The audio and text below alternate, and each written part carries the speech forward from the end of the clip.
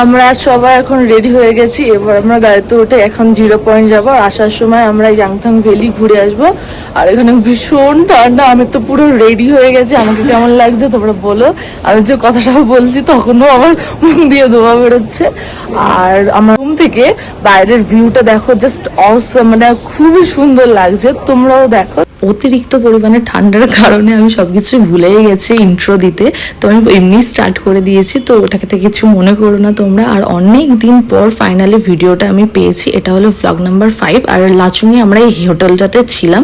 তারপর খুব সকালবেলা আমরা ওখান থেকে বেরিয়ে গেছিলাম। আর গাড়ির কাছে তো পুরো কুয়াশায় ভর্তি ছিল। আমি যতটুকু পেরেছি মুছে মুছে করেছি। এমনিতে আমি ভীষণ কুড়ে, সেটা আমি তোমাদেরকে বলেওছি। তো আমার খুব ইচ্ছা ছিল, আগের বার গেছিলাম তো সেরকম একটা শক্ত বরফ পেয়েছিলাম, নরম বরফ পাইনি। এবারে আমি নরম বরফ পেয়েছি, আমি খেলেওছি, আমার ভীষণ মজা হয়েছে। তো আর ইয়াংথাং ভ্যালিতে আমাদের সকালের ব্রেকফাস্ট ছিল, তো ওখান থেকে আমরা ওটা করে নিয়ে ডাইরেক্ট 0 পয়েন্টে চলে গেছিলাম। আচ্ছা, কফি ব্র্যান্ডি পিছে। সো আমরা এখন 0 পয়েন্টে চলে এসেছি। তো এখন আমরা একটা ঘরের ভিতরে একটু কিছু খেয়ে দিয়ে নিচ্ছি। আর মাথাটা খুব ঘুরছে, কারণ কিছু না খেলে আরো শরীরটা খারাপ করবে। তো এখানে সবাই আছে। তো এখানে রেস্ট ফেস্ট নিয়ে বাইরে গিয়ে তোমাদেরকে বরফ দেখাবো, এনজয় দেবো, আমি নিজেও। তো আমরা এখন বাইরে চলে এসেছি। আর বাইরের কিছুটা সিন হচ্ছে এরকম, পুরো বরফে।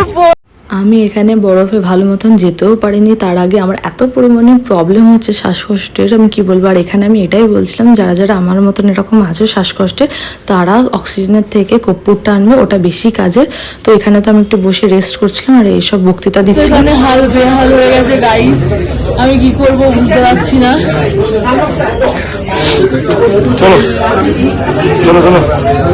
তারপর আমরা সবাই বরফে গেলাম। আর তুহিনদা, মেঘা, আমার ভাই, তো ওরা কোথায় যে আছে কে জানে। আমি তো ওরকম প্রবলেমের জন্য ওখানে গিয়ে বসেছিলাম, আমি আর আমার বর। আর আমি তো এখানে অক্সিজেন ছাড়া চলতেই পারছিলাম না। একটু যে মজা করব অন্যদের মতন পারছিলামই না। আর এর আগের বার এখানে হয়েছিল লেভেলের মজায়, কারণ এখানে যখন শক্ত ছিল বরফগুলো, আমি তো হাঁটতেই পারছিলাম না। আমরা সবাই পড়েছি। আর এখানে আমি বরফ নিয়ে ভীষণ মজা করছিলাম। আর আমার বর বলছে কাউকে ছুঁড়বে না। আমি যে পাগল নাকি, নিজে পারে না, বরফ ছুঁড়বো আমি।